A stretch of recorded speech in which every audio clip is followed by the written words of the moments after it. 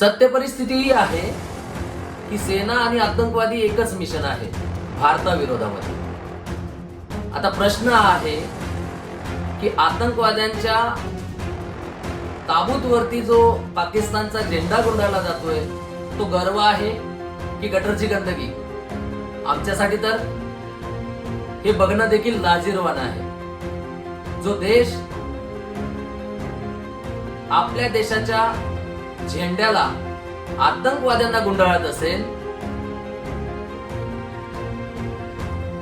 परंतु जेव्हा पाकिस्तान गुंडाळत आहे, हे सांगत आहे देशाला की आम्ही आतंकवाद्यांना पाळतो, त्यांचे जे अधिकारी त्या ठिकाणी दिसत आहेत ते सांगतायत ते आतंकवाद्यांना युटिलाइज करतात.